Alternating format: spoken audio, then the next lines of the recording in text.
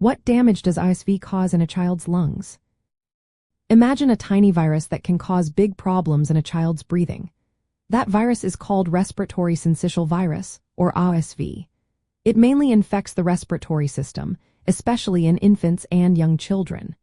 When RSV enters the body, it starts by causing mild cold symptoms like a runny nose and cough.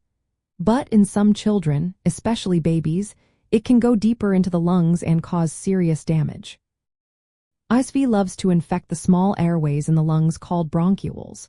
When it does, it causes inflammation and swelling, a condition known as bronchiolitis. This swelling makes these tiny airways narrower, which makes it harder for air to pass through. Children may start wheezing, coughing more, and having trouble breathing. The inflammation often produces extra mucus, which can block the airways even more. This is why RSV is a common cause of severe lung illness in infants. Sometimes, the virus can spread further into the lungs and cause pneumonia. Pneumonia is an infection of the lung tissue itself. When this happens, fluid builds up in the lungs, making it difficult for oxygen to get into the blood. Children with pneumonia may breathe very quickly, show signs of chest retractions where the skin pulls in between the ribs, and their skin or lips might turn bluish because they are not getting enough oxygen.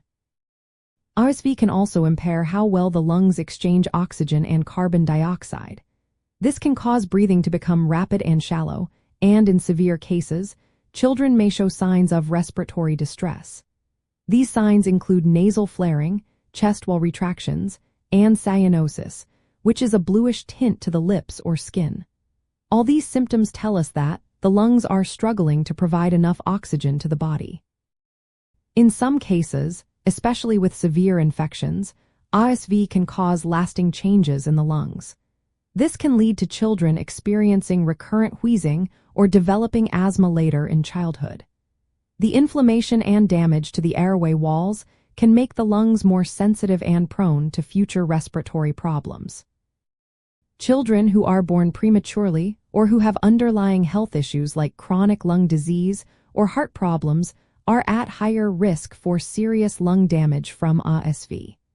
In these children, the infection can lead to longer hospital stays and more severe complications. In summary, RSV damages the lungs mainly by infecting and inflaming the small airways and lung tissue. This causes airway narrowing, mucus buildup, and impaired oxygen exchange. Severe cases can lead to breathing difficulties and long-term changes that increase the risk of future respiratory issues. If a child shows signs of trouble breathing or low oxygen levels during an RSV infection, it is very important to seek medical care promptly.